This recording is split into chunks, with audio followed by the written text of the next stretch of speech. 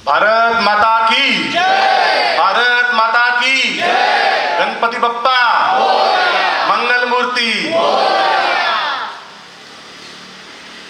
मैं शुक्रिया अदा करना चाहता हूं शिवानी जी का। मैं इतनी तारीफ का हकदार नहीं हूं, बहुत ज़्यादा बोल गई मेरे बारे में। मैं तो बस जो मेरे मन में आता है वो करता चला जाता हूं, लेकिन मन में क्या आता है वो आज आप सबके साथ वो साझा करने आया हूं। मन में, दिल में, दिमाग में, जिगर में, किडनी में, या कहीं भी बोले, हर जगह बस एक ही बात है, वो है देश की बात।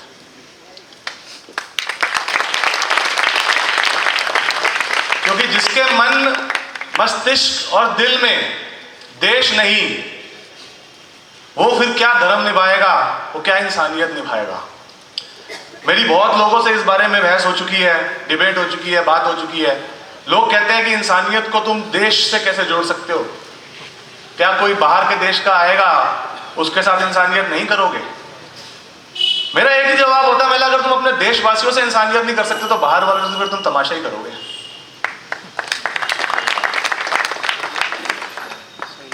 मुझे यहां पर आज आमंत्रित करने के लिए आशुतोष जी, नाहुष जी, शिवानी जी, सई देशपांडे, आप सबका बहुत बहुत मैं धन्यवाद करना चाहता हूं।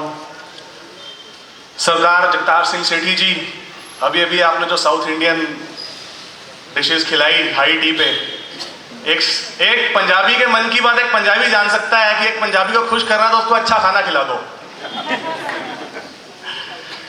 तो मुझे जब कुछ दिनों पहले आशुतोष भाई से मेरी 6-7 महीनों से बातचीत चल रही है, आशुतोष भाई ने मुझे बोला था कि हम आपको बुलाएंगे नागपुर मेला, जरूर बुलाइएगा। इन्होंने मुझे बोला कि करगिल दिवस पे बुलाएंगे, वो शायद प्रोग्राम बन नहीं पाया। फिर इनका मुझे फोन आया कि आप गणेश चतुर्थी पे, गणेश हम यहाँ पर 10 दिन का कार्यक्रम करते हैं 50 साल से, आप आना चाहेंगे? मतलब बिल्कुल आना चाहेंगे, गणपति बप्पा बुला रहे और हम ना आए, ऐसा कैसे हो सकता है? नहुष को मैं आज बोल रहा था, अभी जब मैं उनके घर बैठा था, उनके पिताजी से बात हो रही थी, माताजी से बात हो रही थी, मैं एक बात बोल रहा था, और मैं ये ऐसा नहीं आप लोगों को खुश करने के लिए बोल रहा हूँ। मुंबई मेरी मौसी रहती है, मैं अक्सर आता जाता रहता हूँ वहां पर, कोल्हापुर भी गया, आज यहाँ आया हूँ।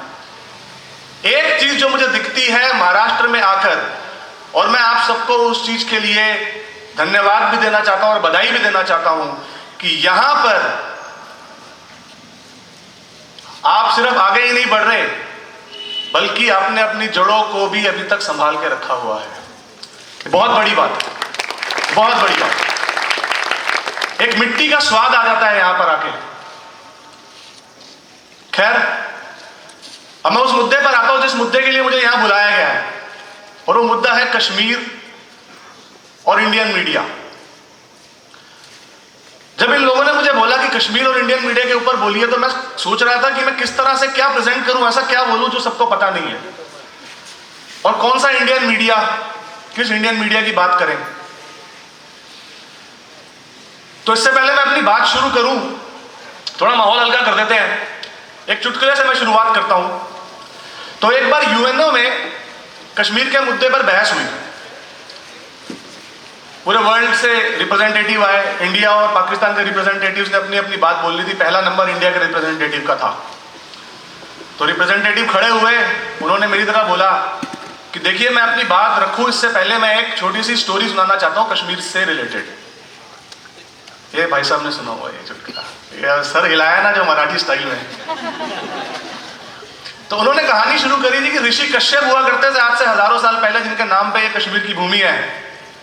उन्होंने एक जगह पत्थर में से पानी निकाला, वो पानी बहुत ही निर्मल और स्वच्छ था।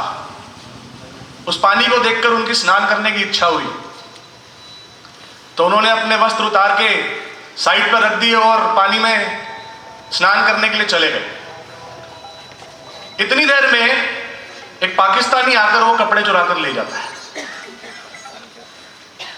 अब इस बात पर पाकिस्तानी रिप्रेजेंटेटिव उछल कर बोला, अरे ये कैसे हो सकता है, तब तो पाकिस्तान था ही नहीं। इंडियन रिप्रेजेंटेटिव बोला, बस यही मैं आपको प्रूव करना चाहता था, और ये कहते हैं कश्मीर इनका है।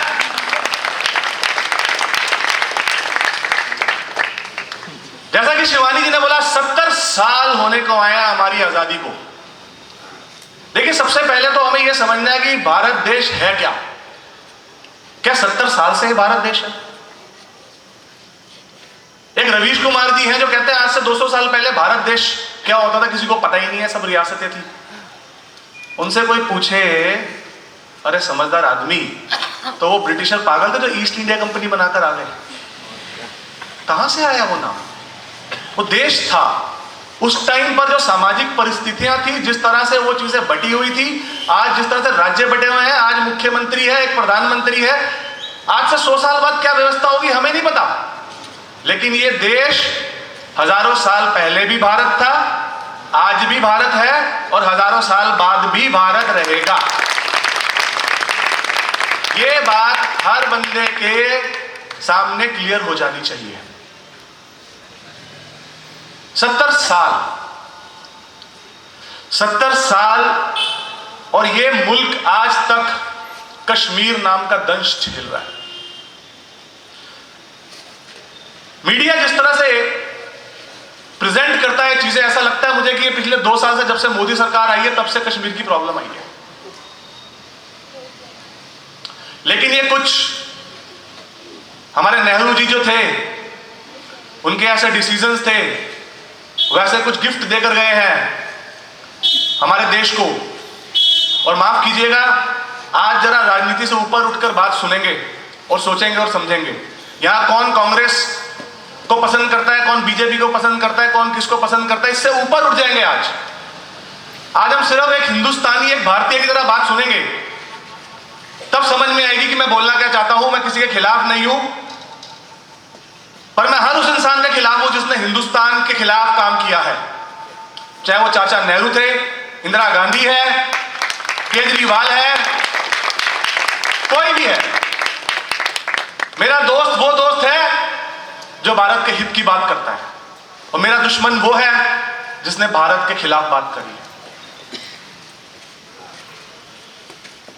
सबसे पहले हमें यह समझना है कि कश्मीर इतना महत्वपूर्ण क्यों है। उस दिन मुझे किसी ने बोला, यार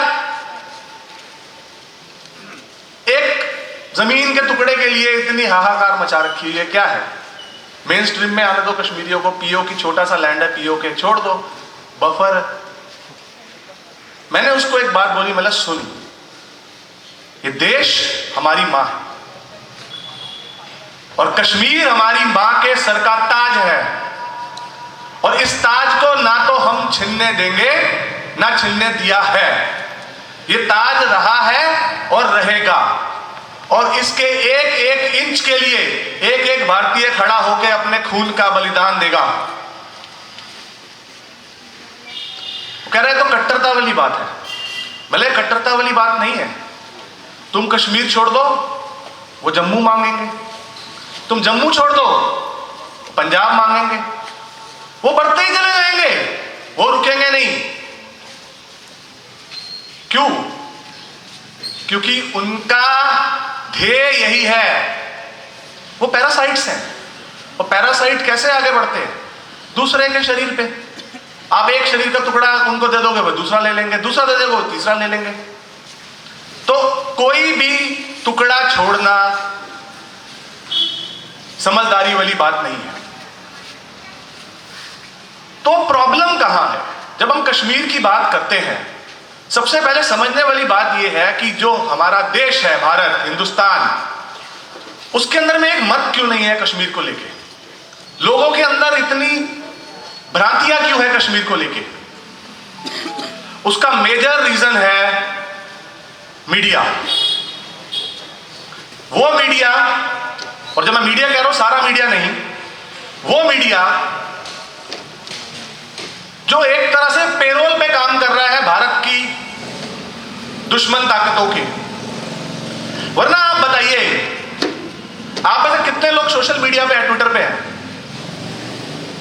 आप लोग में से कितने लोग ये बरखा दत्त, राजदीप सरदेसाई, सागरिका घोष और इनकी जमात है इस मीडिया की जिसके बारे में आप बात करने आए हैं, उनके ट्विटर अकाउंट्स को देखते हैं? आपने एक चीज नोटिस करी होगी, जब भी वो भारत के खिलाफ कोई गलत बात बोलते हैं, जमकर उनको फजीहत की जाती है, जमकर। और वो की फजीहत आज से नहीं करा रहे, बहुत महीनों से, सालों से करा रहे हैं। अरे किसी की भी इतनी फजीहत होगी, कभी ना कभी तो उसका ज़मीर उठेगा। और किसका ज़मीर नहीं उठेगा? किसको फर्क नहीं पड़ेगा कि मेरी फजीहत हो रही है नहीं हो रही है? जिसका एजेंडा कुछ और होगा, जो दुश्मन के पेरोल पे होगा, जिसको अपने आकाओं को जाके जवाब देना पड़ेगा कि तुमने देश के टुकड़े करने के लिए, देश में भ्रांतियां फैलाने के लिए क्या करा, मेरे एजेंडे का क्या हुआ, उसको किसी चीज से फर्क नहीं पड़ रहा। उसको फर्क पड़ रहा है पैसे से, या जिस तरह के भी उनको सहूलतें मिलती है उन चीज से। ये सब हम स्पेकुलेट कर सकते हैं कि उनको क्या मिलता है क्या नहीं मिलता, लेकिन हमें यह समझना है, फैक्ट समझने हैं कि वो लोग किस तरह से काम करते हैं। कश्मीर पर अलगाववादियों और वहां के आतंकवादियों के ऊपर इतना शोर मचाने वाले मीडिया ने कभी यह सोचा है, या कभी अलगाववादियों से जाकर यह बात पूछी है कि आप दुनिया को जो जिहादी बना रहे हो, आपके खुद के बच्चे, खुद के घर वाले इस जिहाद में शामिल क्यों नहीं है? कभी आपने किसी भी सेपरेटिस्ट लीडर के बेटे के घायल होने की बात सुनी है? कभी आपने किसी भी सेपरेटिस्ट लीडर की बेटी का कोई वक्तव्य सुना है कि मैं जिहाद के लिए यह करूंगी? क्या आप में, यहां पर जितने भी हम महानुभाव बैठे हैं, क्या आप लोगों को यह पता है कि पिछले 5 साल में 350 करोड़ रुपए से लेकर 560 करोड़ रुपए इन अलगाववादी नेताओं के मेंटेनेंस यानी रख रखाव और उनके प्रिविलेजेस, जिसके अंदर में एयर ट्रैवल, 5 स्टार होटलों में रहना और उनकी सिक्योरिटी के ऊपर जाता है। 500 करोड़ रुपया हर साल, 100 करोड़ रुपया, और वो हमें बदले में क्या दे रहे हैं? भारत तेरे टुकड़े होंगे इंशाअल्लाह, इंशाअल्लाह। ये मिल रहा है हमें बदले में। क्यों दिए जा रहे हैं? उन लोगों पे इतना पैसा क्यों खर्चा जा रहा है? अभी मोदी गवर्नमेंट ने ये अनाउंसमेंट करी है, मुझे अभी लेटेस्ट नहीं पता कि इनकी ये प्रिविलेजेस हटा दी जा रही है कि नहीं हटा दी जा रही, लेकिन मुझे लगता है बहुत बढ़िया फैसला है। हम कब तक आस्तीन के सांप को पालते रहेंगे? हम कब अपने देश को अपने घर की तरह देखेंगे? नहीं। यहां से में से कितने लोग ऐसे होंगे जो अपने घर को बर्बाद करने में बिलीव करते हैं किसी पड़ोसी के लिए? बताइए, है कोई ऐसा इंसान? क्यों? तो ये देश क्या है? ये देश जिसने हमें सब कुछ दिया, वो हमारा घर है, और इस घर को हम एक पड़ोसी के ऊपर कुर्बान तो नहीं कर सकते। और ऐसा पड़ोसी जिसने हमसे लिया ही लिया है, कभी कुछ दिया नहीं है, और ऐसा पड़ोसी जो हमें नेस्त नाबूद करने के सपने देखता रहता है दिन रात, और उनकी मदद करता है कौन? बिकाऊ मीडिया। यहां पर मैं बात करना चाहूंगा, एक मूवी आई थी अभी तकरीबन 2-3 महीने पहले, बुद्धा इन ए ट्रैफिक जैम। किसी ने देखी थी यहां बैठे? बहुत बढ़िया मूवी है। उस मूवी के अंदर में यह दिखाया गया है कि कैसे नक्सलवाद जो प्रॉब्लम है हमारे देश में, उसके अंदर जो नक्सलवाद की जड़ें जमी हुई हैं हमारी यूनिवर्सिटीज में, जो प्रोफेसर हैं अपने स्टूडेंट्स को वर्गलाते रहते हैं, कैसे वो अपने स्टूडेंट को नक्सलवाद के नाम पे वर्गलाते हैं, और कैसे उनमें से एक स्टूडेंट को समझ में आता है कि ये सब तो जो ये लड़ाई कर रहे हैं, जो लाल सलाम बोलते हैं, सब जिन आदिवासियों की लड़ाई के नाम पर, वो तो सब बेकार है, और टेक्नोलॉजी से हम इन आदिवासियों की मदद कर सकते हैं। और जब वो ये प्रपोजल देता है अपनी यूनिवर्सिटी में, तो वही प्रोफेसर जो उसको उन आदिवासियों की मदद करने के लिए बोलता है, क्योंकि उसको लगता है कि उसके थ्रू मैं कुछ काम कर लूंगा, मूवी देखेंगे आपको समझ में आएगा, मैं यहाँ एक एक इंसान को बोलूंगा मूवी देखने के लिए, उसकी जान का दुश्मन बन जाता है, उसको मारने की साजिश रचता है। क्यों करता है ऐसा?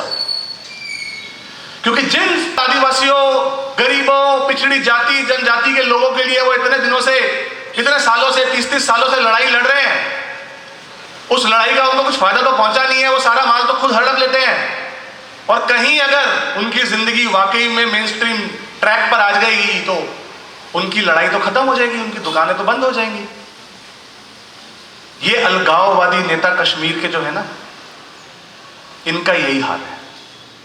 ये कोई कश्मीर का मुद्दा सुलझाना नहीं चाहते हैं, ये कोई कश्मीर को आजादी दिलाना नहीं चाहते हैं। ये इस कश्मीर के मुद्दे को जिस तरह से 70 साल से उलझा हुआ है, इस तरह से ही उलझा रहना देना चाहते हैं, ताकि इनकी दुकानें चलती रहें।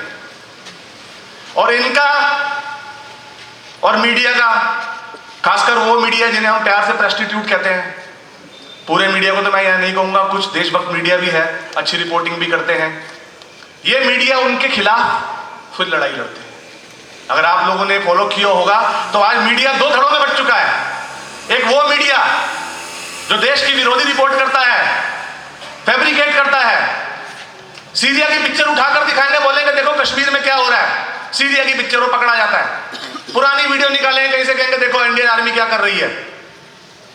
इन लोगों को वहां के उग्रवादी समझ में आते हैं, वहां वो पत्थर फेंकते हुए युवक इनको दिखते हैं, जिनको ये भटके हुए नौजवान कहते हैं, लेकिन इनको हमारे सैनिक नहीं दिखते जो अपनी शहादत दे देते हैं हजारों की गिनतियों में। कभी किसी मीडिया को देखा है किसी सैनिक के घर जाते हुए जो शहीद हुआ हो? क्यों? क्योंकि इनके आकाओं ने इनको ये अलाउ नहीं कर रखा। क्योंकि फिर ये हमें भरमाएंगे कैसे? क्योंकि फिर ये हमें बताएंगे कैसे कि India is an oppressive state in Kashmir, वेराज India अपने जीडीपी का तकरीबन 11% खर्चा कश्मीर के ऊपर करता है। क्या आपको यह पता है? तकरीबन 11% खर्चा। जितना खर्च यहां पर बैठे एक इंसान पर भारत की गवर्नमेंट करती है, 8 गुना ज्यादा खर्चा हर कश्मीरी पे गवर्नमेंट करती है। कितने लोगों को पता ये बात? यहां पर सच्चाई से बताइएगा। 1, 2, बस 3, 4, 5, 10, मैक्सिमम 20, 10 भी नहीं है। क्यों नहीं पता? क्योंकि पिछले 70 सालों से नैरेटिव को इस तरह से बिल्ड किया जा रहा है कि आपको यह लगे कि कश्मीर तो हमारा था ही नहीं, कश्मीर में टेक्निकलिटी डिफिकल्टीज थी, जब वो हमारे साथ आया वो 500 रियासतें थी और ये हुआ था और महाराजा हरि सिंह ने फलाना किया था। सब झूठ बताया हुआ है, एक चीज सही नहीं बताई। कश्मीर के ऊपर जो सच्चाई हमें पता है वो सच्चाई उतनी है जितनी सच्चाई ये बोलती है कि आजादी हमें चरखे से मिली थी।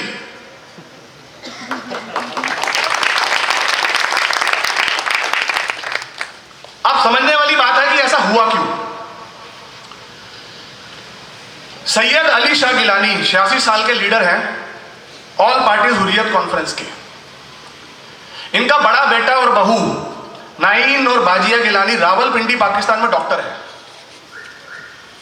छोटा बेटा साउथ दिल्ली में रहता है। एक बेटी है फरहत जो जेद्दाह में रहती है और टीचर है। अब मजे की बात सुनिए, ये साहब जो जिहाद फैलाना चाहते हैं और अपनी ही कौम के बच्चों को मदरसे से आगे बढ़ना नहीं देना चाहते, इनके पोते पोतियां नाती नातियां सब क्रिश्चियन मिशनरी स्कूलों में पढ़ते हैं। मैं नहीं कह रहा, आप जाकर इसकी रिसर्च कीजिए, आपको एक एक चीज इसमें से सही मिल जाएगी। एक आसिया अंद्रावी जी हैं, जमकर जिहादी हैं, बहुत एग्रेसिव हैं।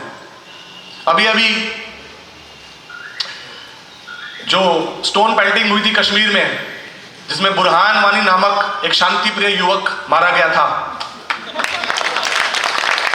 इंडियन ऑपरेसिव स्टेट के द्वारा एक्स्ट्रा जुडिशियल किलिंग जिसकी कर दी गई थी, उसके अंदर इनका बहुत बड़ा हाथ था। उनकी सच्चाई सुनेंगे तो आप हंस पड़ेंगे शायद, या लानत भेजेंगे।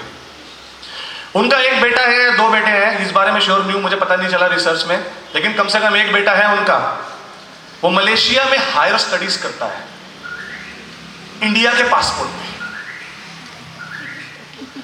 खाएंगे भी हमारा और बजाएंगे भी हमारी। ये तो बर्दाश्त नहीं करेंगे ना हम। वो बापू जी के 3 बंदर मर चुके हैं।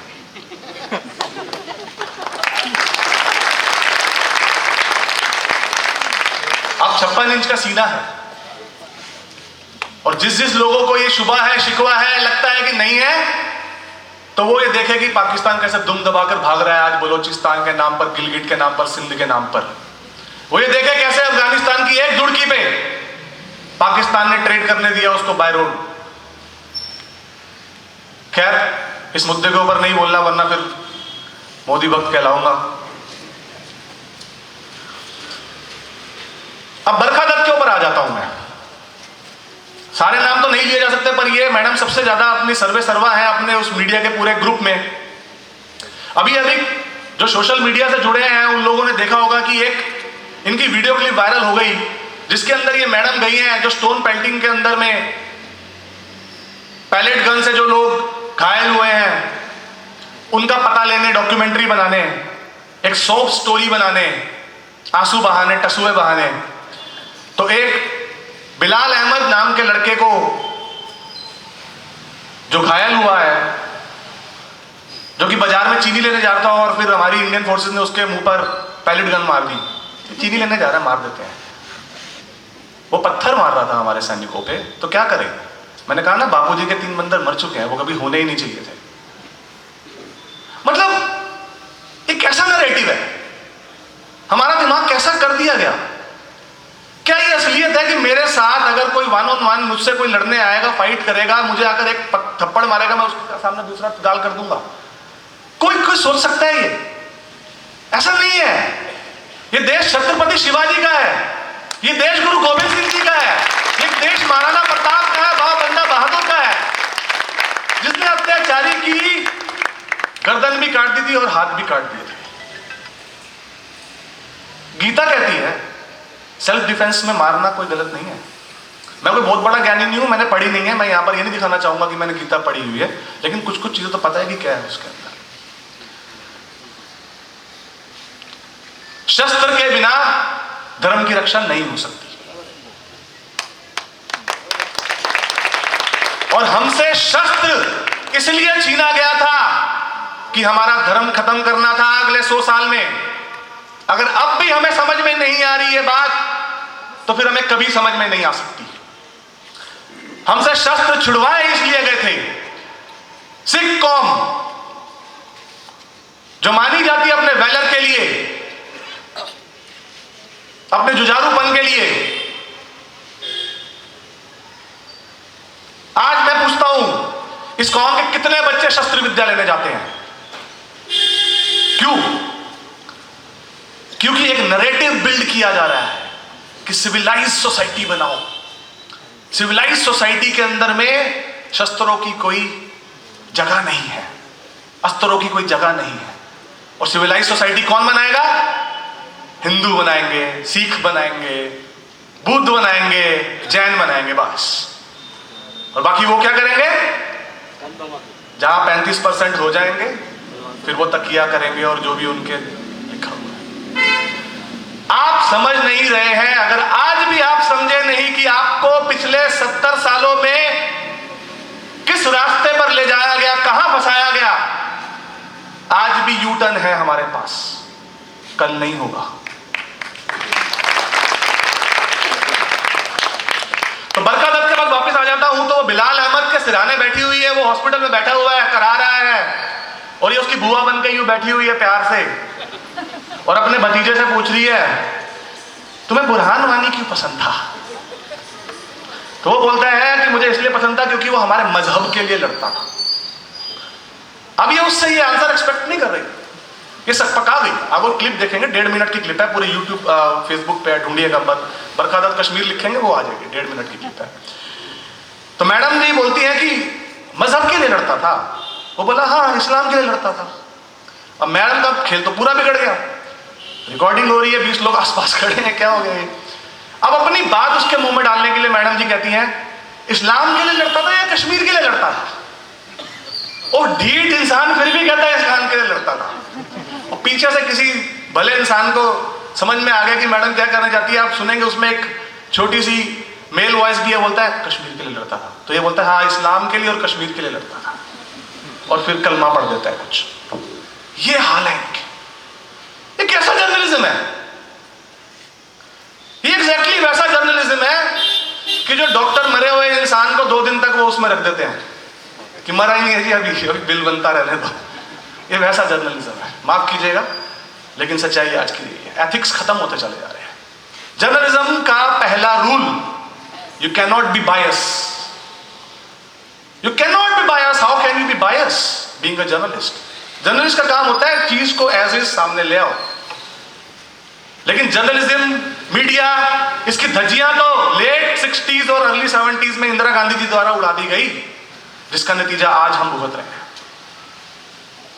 जर्नलिज्म के अंदर में एक जहर का टीका लगा दिया लेफ्टिस्ट का। श्रीमती, अब वो पता नहीं प्रियदर्शनी नेहरू से इंदिरा गांधी कैसे बन गई। शादी तो उन्होंने किसी गांधी से की थी। वो गांधी कब वो गांधी बन गया, वो भी एक अलग चीज है। मतलब गांधी नाम से हमें कब तक बेवकूफ बनाते रहेंगे। उस दिन मुझसे किसी ने पूछा, यार तुम गांधी नाम से इतना चिढ़ते क्यों? मतलब मैं चिढ़ता नहीं हूं, मुझे दिक्कत है गांधी नाम के अब्यूज की। सोनिया गांधी क्योंकि वो बहू है, प्रियंका भी गांधी। या तो सोनिया गांधी होगी या प्रियंका गांधी होगी, दोनों गांधी नहीं हो सकती। दोनों कैसे गांधी हो सकती? वो इस घर में आई, वो गांधी हो गई। ये इस घर से गई, ये तब भी गांधी है। अजीब मजाक बनाया हुआ है। और गांधी नाम से हमें क्या ऑब्सेशन है ऐसा? बड़ी अजीब चीजें। खैर, अब आपको मैं नेक्स्ट एक स्टेटमेंट सुनाना चाहता हूं। एज ए सुना रहा हूं, उसके बाद मैं आपको बताऊंगा स्टेटमेंट है क्या। Today helpless victims, they were once the privileged elite of the valley. They may have been a minority, but at that time they had monopolized government jobs, plum postings and other such social benefits. In fact, the sharp economic disparity between the Pandits and the poor Muslim majority was one of the earliest reasons for popular dissent in the state. ये बरखा दत्त की reporting है आज से कुछ साल पहले विस्थापित कश्मीरी पंडितों के ऊपर। उन विस्थापित कश्मीरी पंडितों के ऊपर जिनको रातों रात अपना घर छोड़ने पर मजबूर कर दिया गया, मंदिर जला दिए गए, औरतों की इज्जत लूट ली गई। और ये मैडम कहती हैं क्योंकि उन्होंने सोशल डिस्पैरिटी फैला रखी थी, इसलिए गरीब बेचारे मुसलमान गुस्से में आकर ये कर बैठे। अच्छा, तो अब क्या कश्मीरी क्या करें? अब वो भी यही करें।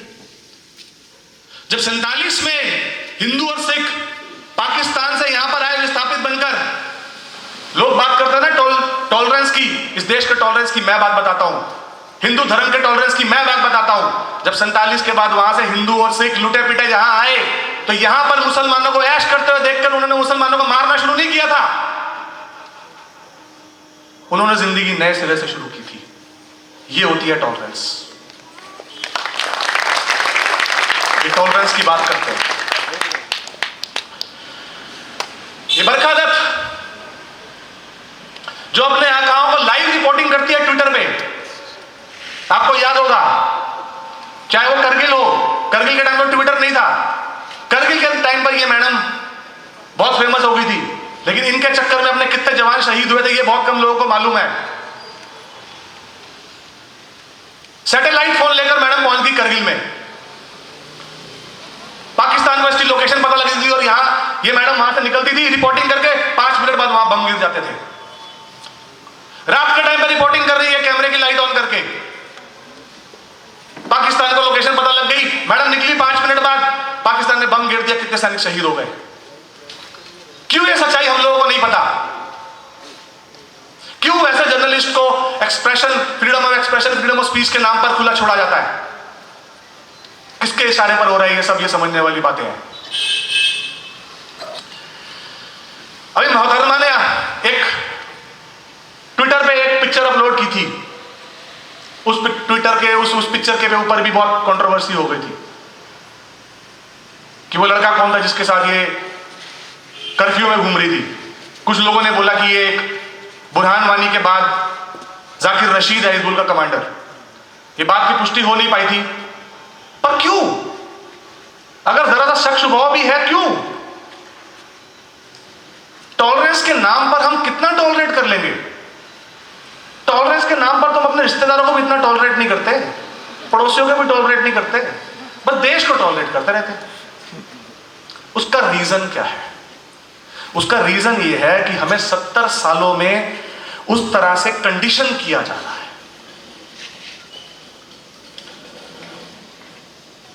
हमें फर्क ही नहीं पड़ता, हम उलझे हुए हैं पहले अपनी रोटी पानी में, फिर उसके बाद तुम पंजाबी हो, हम मराठी हैं, ये बिहारी हैं, ये है, वो है, वो हो गया। अब तुम सिख हो, हम हिंदू हैं, तुम मुसलमान हो, वो हो गया।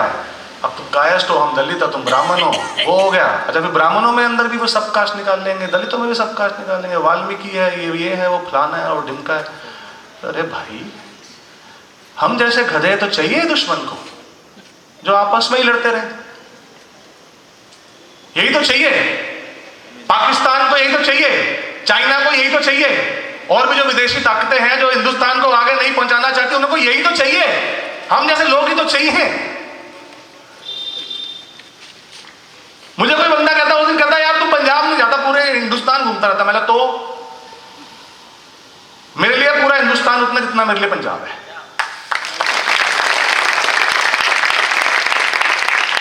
मैं अपने आप को अलग से आइडेंटिफाई नहीं करता। हाँ, ऑफ कोर्स यार, ये हम लोगों को अब जिस तरह की सामाजिक वो बनी हुई है, आप इंडियन हो, आप सिख हो, आप दिल्लीइट हो, वो चीजें रहेंगी। वो सिर्फ एक आइडेंटिफिकेशन प्रोसेस है, दैट्स इट। वो चीजें जैसे हमारे कार की एक नंबर प्लेट है, वो है हमारे कार का मॉडल है, वो उतना ही फर्क है, उससे ऊपर कुछ नहीं है। देश है सबसे ऊपर, देश से ऊपर कुछ हो ही नहीं सकता। देश से ऊपर अगर कोई कुछ रख रहा है तो वो जिंदगी की सबसे बड़ी भूल कर रहा है, क्योंकि ये देश ही है जिसने आपको सब कुछ दिया है और ये देश ही है जो आपको सब कुछ देगा। लेकिन हमें भी तो वापस करना पड़ेगा ना। सिंपल फॉर्मूला है, छत पे लगी हुई टंकी है 1000 लीटर की, अगर हम उसमें से 1000 लीटर निकाल लें और फिर बैठ जाएं और दे नहीं आएगा ना। वो टैंक मोटर चला के फिर से 1000 लीटर भरना पड़ेगा। It's as simple as that. हम ये फिलॉसफी को समझते ही नहीं है। हम सोसाइटी को कुछ वापस करना चाहते ही नहीं है, हम देश के लिए कुछ करना चाहते ही नहीं है। क्यों? क्योंकि हम 70 साल से ऐसे कंडीशनड हो रहे हैं, हमें ऐसे समझाया जा रहा है। अब एक बच्चा पैदा होता है मराठी घर में, वो मराठी क्यों बोलना शुरू कर देता है?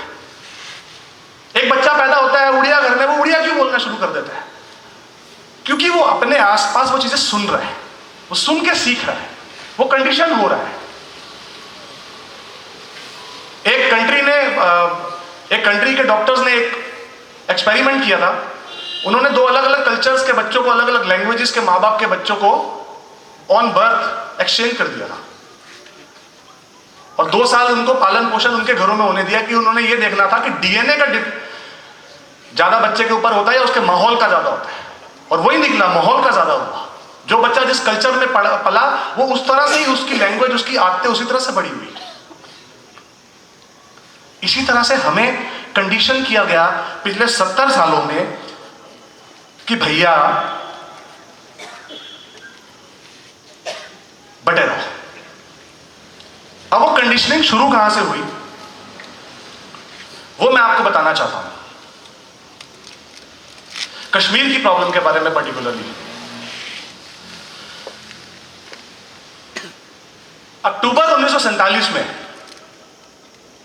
कश्मीर के ऊपर में जो महाराजा हरि सिंह के अंडर था, उस टाइम पे इंडिया में वो अनेक्स नहीं हुआ था क्योंकि महाराजा हरि सिंह इंडिया के साथ आना नहीं चाहते थे। यही बताया गया ना हमें। हाँ जी, ये पता है किसी को कि नहीं पता कि महाराजा हरि सिंह हमारे साथ आना नहीं चाहते थे? ये सरासर झूठ बताया गया। क्योंकि आप अगर रिसर्च करेंगे आपको पता चलेगा कि सितंबर 1947 को ही महाराजा हरि सिंह इंडिया के साथ आना चाहते थे, लेकिन नेहरू के साथ मतभेद के कारण ये होने नहीं दिया गया। और वो मतभेद थे नेहरू का शेख अब्दुल्ला के लिए प्रेम। कौन बताएगा ये बात? आपको पढ़ाया तो जाएगा नहीं, मीडिया बताएगा नहीं, और हर दूसरे दिन रवि जोत तो आएगा नहीं। Self study is the only study to get liberated. Self research is the only research to move forward. ये स्कूल, कॉलेज, ट्यूशन, ये इंस्टीट्यूट से ये बेसिक्स हैं। ये आपको कोई लेकर नहीं जाएंगे, ये आपको एक रास्ता दिखा देंगे। उसके बाद आपको पढ़ना है जिंदगी भर। लर्निंग हमारे लिए वही काम करती है जो फ्यूल किसी व्हीकल के लिए करता है। हम अपनी कार में टैंक फुल करा देते हैं 45 लीटर या 35 लीटर, वो XYZ। अब हम क्या एक्सपेक्ट करेंगे? चलता रहेगा वो साल, 2 साल, 3 साल, हो सकता है ऐसा? पानी हो सकता है एकदम? नहीं हो सकता। क्यों? फ्यूल खत्म हो जाएगा, आपको आगे बढ़ने के लिए फिर से फ्यूल डालना पड़ेगा।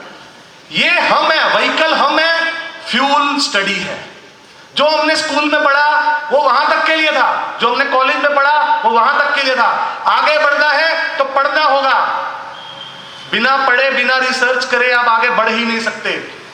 दुनिया की हर सच्चाई मौजूद है यहां पुस्तकों में, इंटरनेट पे, हर चीज पे। मैं मानता हूं इंटरनेट के ऊपर में थोड़ा सा दुनिया को बेवकूफ बनाना भी आसान है, लेकिन अच्छे लिंक्स भी तो हैं। हम भी तो वहीं से रिसर्च करके आ रहे हैं। आप जब एक चीज में घुस जाते हो, ऐसे तो कोई नकली बुक भी तो लिख सकता है, लिखते ही है। बहुत सारे लेफ्टिस्ट ऑथर हैं जो गलत बुक्स लिखते हैं। वो तो यहां तक लिखते हैं कि राम जी वो कौन बीफ खाता था, कौन नहीं बीफ खाता था, मतलब इतनी कंट्रोवर्सीज है और कौन क्या लिखे। लेकिन जब आप एक चीज में रिसर्च करना शुरू कर देते हैं तो आपको पता लग जाता है, आपको अपने आप सेंस आ जाती है कि क्या सही हो सकता है और क्या गलत हो सकता है। आपको नैरेटिव पता लग जाता है, आपको ओवरऑल सच्चाई समझ में आनी शुरू हो जाती है, आपका दिमाग काम करना शुरू हो जाता है। आपकी सिक्स सेंस बढ़िया होती है पढ़ने से, रिसर्च करने से।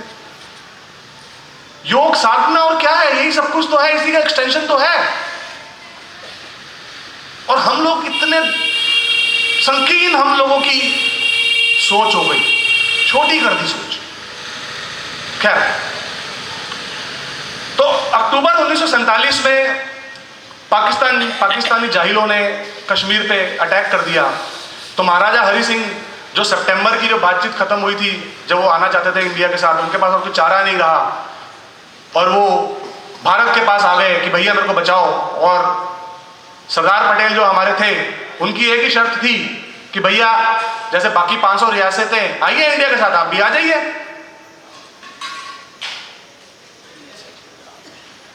पेपर साइन हो गए, लड़ाई चलती रही, इंडिया अपर हैंड में था।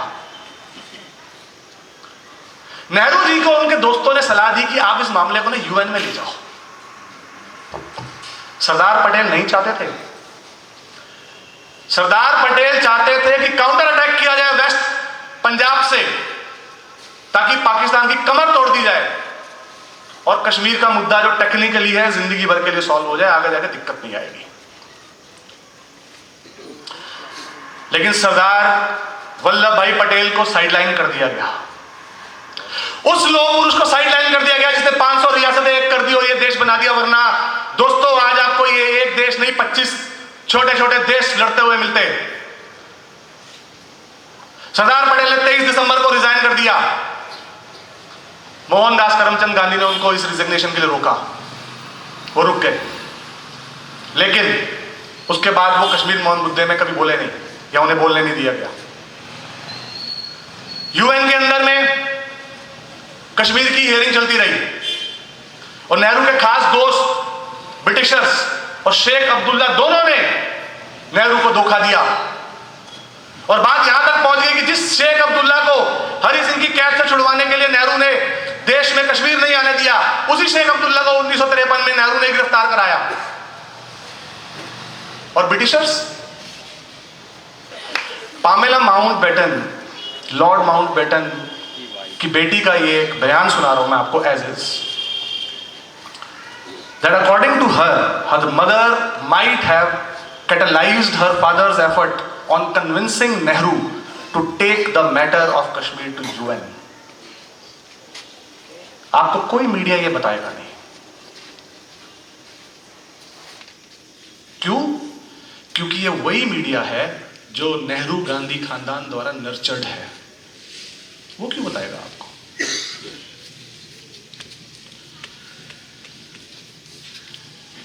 अब 370 कैसे घुस गया हमारे कॉन्स्टिट्यूशन में?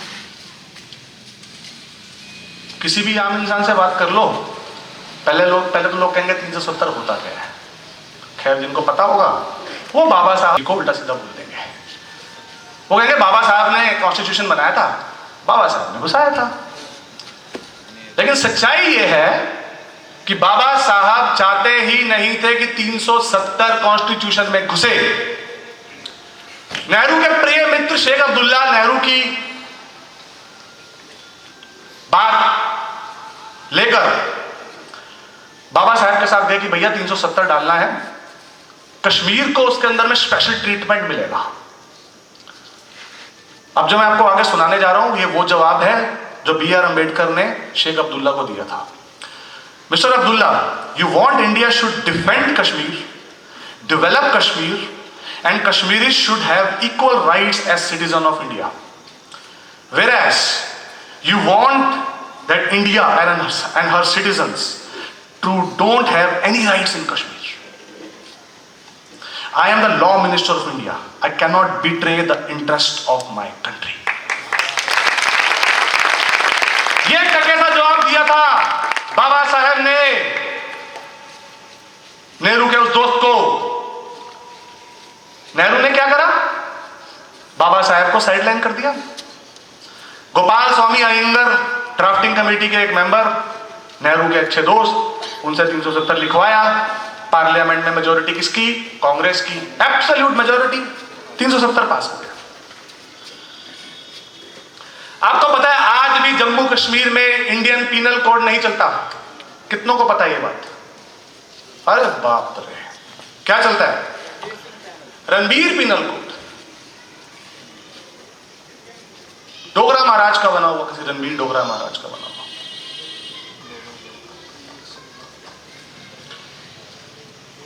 पर कैपिटा असिस्टेंस जो मैं आपसे पहले बोल रहा था, ये नंबर्स लिखे हुए हैं मेरे पास।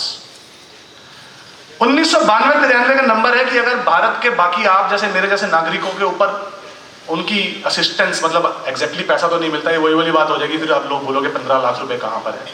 मतलब नंबर बोलना तो आजकल बहुत ही खतरनाक बात हो गई।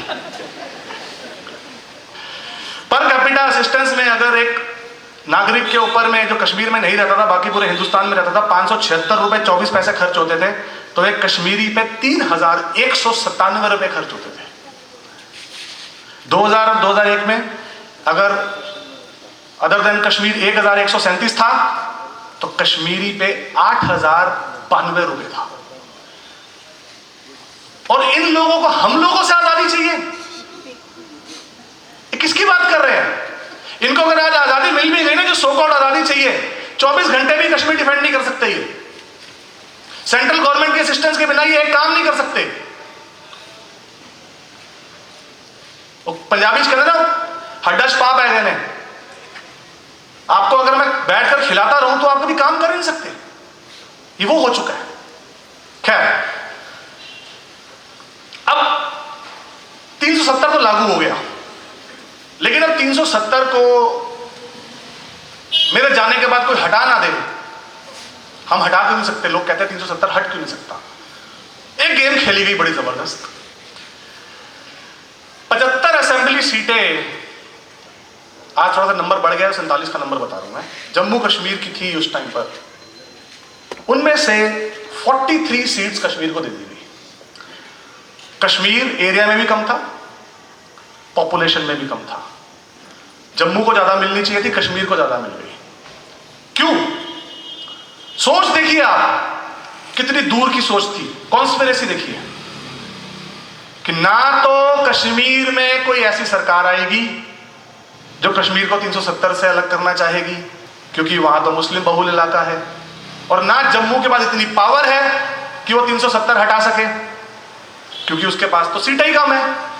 और 370 आप हटा नहीं सकते जब तक जम्मू कश्मीर की लेजिस्लेटिव असेंबली में 370 हटाने का प्रस्ताव पास नहीं हो जाएगा, क्योंकि आपने वो पावर भी उनको दे दी।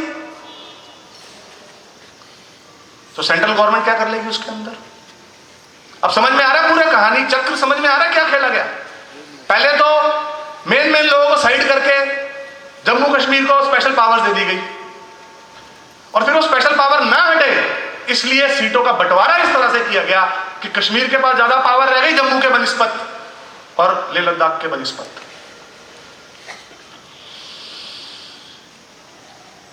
अब 1954 आता है। 1954 में अभी भी चाचा नेहरू का हमारे मन नहीं भरा, थोड़ा सा और करते हैं, अभी मजाक पूरा नहीं हुआ ढंग से हिंदुस्तान के साथ। एक आर्टिकल और लगाते हैं 35A, उसको कॉन्स्टिट्यूशन में जुड़ा देते हैं। पूरे पार्लियामेंट को अंधेरे में रखते हुए तब के प्रेसिडेंट महामहिम राजेंद्र प्रसाद जी को फोर्स करके, ये मैं रिसर्च कर रहा था तो मेरे को यही समझ में आया पढ़ के कि फोर्स करके किस तरह का फोर्स था, उन्होंने एक कॉन्स्टिट्यूशन ऑर्डर पास करवा दिया। और इस ऑर्डर से क्या हुआ कि भारतीय सेंट्रल गवर्नमेंट चाहकर भी 370 और 35A नहीं हटा सकती, जो मैंने अभी आपको बात बताई है। और इस धारा से कश्मीर से जुड़ी एम्प्लॉयमेंट, प्रॉपर्टी का एक्विजिशन, सेटलमेंट, सब महत्वपूर्ण विषय जो है वो कश्मीर की लेजिस्लेटिव असेंबली के हाथ में पावर में आ गए। कश्मीर किस लिए बोल रहा हूं, क्योंकि जम्मू के हाथ में तो कुछ है नहीं। अभी भी जो रिसेंट चुनाव हुए आपने देखा ना, बीजेपी कहां से सीटें लेकर गई है, कश्मीर से एक भी नहीं लेकर गई। क्यों लेके जाएगी? क्योंकि वहां के लोगों के तो दिमाग में ये भूसा भर दिया कि हिंदुस्तान तुम्हारा नहीं है, ये भारत देश तुम्हारा नहीं है।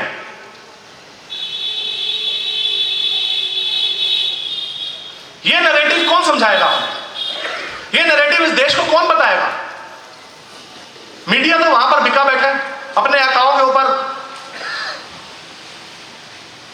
रिपोर्ट देनी है जैसे मंथली कॉर्पोरेट एम्प्लॉय की तरह। उसको भटके हुए नौजवान नजर आते हैं जो हमारे सैनिकों के ऊपर पत्थर चलाते हैं। हमारे सैनिक नजर नहीं आते, कश्मीरी पंडित नजर नहीं आते, वो कुछ नजर नहीं आता। मोस्ट पैम्पर्ड स्टेट है कश्मीर, मोस्ट पैम्पर्ड स्टेट। तभी कश्मीरी, किसी एक कश्मीरी से पूछो कि अगर तेरे को इतना ही प्यारा पाकिस्तान से तो तू यहां क्या करने आ रहा है? मेरी इस कंपनी में और पिछली 2-3 कंपनियों में भगवान की वो होती है एक मंशा, हर बार एक कश्मीरी टकरा है मुझे, हर बार जमकर लड़ाई हुई है। एक चीज मैं उनसे पूछता हूं कि अगर तुम्हें हिंदुस्तान से इतनी दिक्कत है तो तुम्हें कर क्या रहे हो? जाओ ना अपने कश्मीर में, वहां जाके एम्प्लॉयमेंट क्रिएट करो, वहां जाके लड़ाई लड़ो। तुम्हारी गवर्नमेंट हमारे वहां कोई अपॉर्चुनिटी नहीं दे रही। मतलब भाई अपॉर्चुनिटी देने आते तुम पत्थर मार के सर फोड़ देते हो, अपॉर्चुनिटी कैसे देंगे? खा के आप अगर किसी इंसान को हद से ज्यादा दोगे तो वो यही करेगा, वो एहसान फरामोश हो जाएगा क्योंकि आप उसको दे रहे हो। बुरा मत मानिएगा, लेकिन इंसान और कुत्ते में यही फर्क होता है। ये हमारी प्रवृत्ति है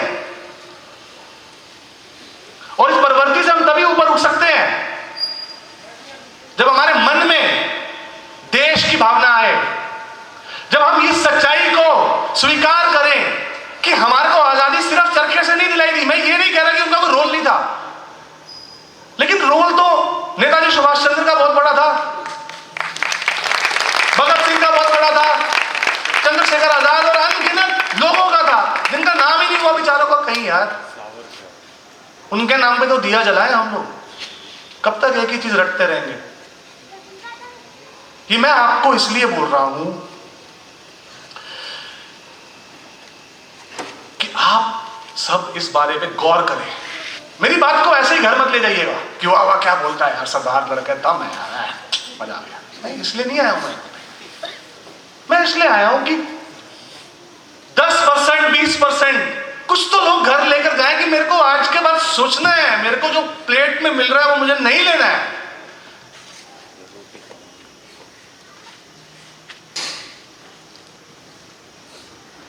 दादरी कांड हुआ, ऐसा हल्ला मचा दिया कि भैया पता नहीं इस देश में ना मुसलमानों को जैसे बाहर निकलते ही मार देते हैं। क्या हुआ? पूरा षड्यंत्र सामने आया, सूडो सेकुलर मीडिया, बॉलीवुड, सब मिले हुए थे। क्यों मिले हुए हैं? कभी सोचा है कि इस खेमे में, जो खेमा इतना शोर मचा रहा है, इस खेमे में इतनी हलचल क्यों है? हंगामा क्यों है बरपा? प्रॉब्लम कहां है? हमें क्यों दिखती नहीं है? क्या हम एलियन है, वो इंसान है, या वो एलियन है, हम इंसान है? वो भी इंसान है, हम भी इंसान है, वो भी इस देश में रहते थे, हम भी इस देश में रहते हैं, हैं। क्योंकि उस खेमे को अब अपनी हार होती हुई दिख रही है। उस खेमे को अब दिख रहा है कि कि जो हिंदुस्तान में इतने सालों में होना चाहिए था वो अब हो रहा है। और अगर ऐसा ही होता रहा तो 20 सालों के अंदर अंदर हमारी दुकानें बिक जाएंगी, लुट जाएंगी सरकार। बंद तो बहुत दूर की बात है। गणपति कितने साइज के होने चाहिए? गोविंदा में हांडी कहां लगेगी? दिवाली पे पटाखे कम चलेंगे, होली पे पानी कम लगेगा, पर ईद पे बकरे जरूर कटेंगे। 3 तलाक देना उनके घर का मामला है। अरे भाई, तो जुडिशरी आपको क्या हो गया? आप तो जुडिशरी हो, आप तो 22 हो ही नहीं सकते। जुडिशरी, मीडिया, इंटेलेक्चुअल्स, लेखक, बॉलीवुड, ये वो 3-4 संस्थान हैं जिनका इस देश के ऊपर सबसे ज्यादा प्रभाव है।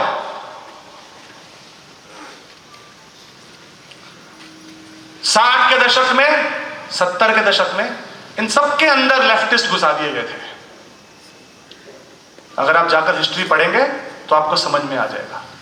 ये जेएनयू जैसे आज यूनिवर्सिटी, जहां पर भारत मुर्दाबाद के नारे लगते रहते हैं, जहां पर सीआरपीएफ के 70 जवान जब शहीद होते हैं तो वहां पर फेस्ट मनाया जाता है, ये एक दिन में नहीं बढ़ गए। ये डील हुई थी साहब, डील कम्युनिस्टों और इंदिरा गांधी के बीच में। लेकिन किसी में दम नहीं है खड़ा होकर बोल दे कि ये डील हुई थी। ये डील क्यों हुई थी? ये डील इसलिए हुई थी कि जहां आज भारत पहुंच गया है उसको वहां पहुंचाने के लिए, कि भारत का नागरिक इतना कंफ्यूज हो जाए, इतना अनरिलेटेड हो जाए अपने कंट्री से लेकर, कि वो सिर्फ ये सोचे कि मुझे अपने बच्चों को एमबीए करानी है और ऑस्ट्रेलिया या यूएस भेजना, बस। अरे हमारा घर अगर गंदा होता है तो हम उसको छोड़कर भाग जाते हैं क्या? क्या करते हैं? बाढ़ आ जाए, अगर बाढ़ का पानी घर में घुस जाए, बाढ़ के पानी जाने के बाद हम क्या करते हैं?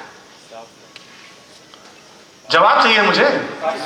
सफाई करते हैं ना। It's as simple as that. देश हमारा है तो सफाई कौन करेगा? हम करेंगे।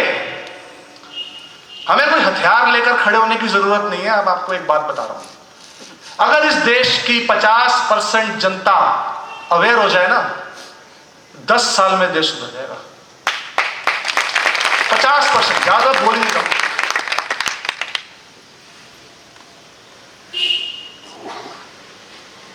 तो दोस्तों 54 मिनट 47 सेकंड ले चुका हूं मैं।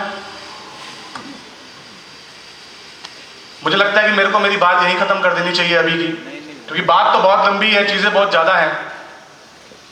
अब मैं चाहूंगा कि अगर आप में से किसी के सवाल है, कोई कुछ कहना चाहता है, पूछना चाहता है, तो कृपया करके प्लीज अपना हाथ उठाएं ताकि आपके पास माइक भेजा जाए और हम एक इंटरेक्टिव सेशन कर सकें। मुझे बहुत खुशी होगी कि अगर हम यहाँ 10 से 15 मिनट का एक इंटरेक्टिव सेशन कर पाएंगे।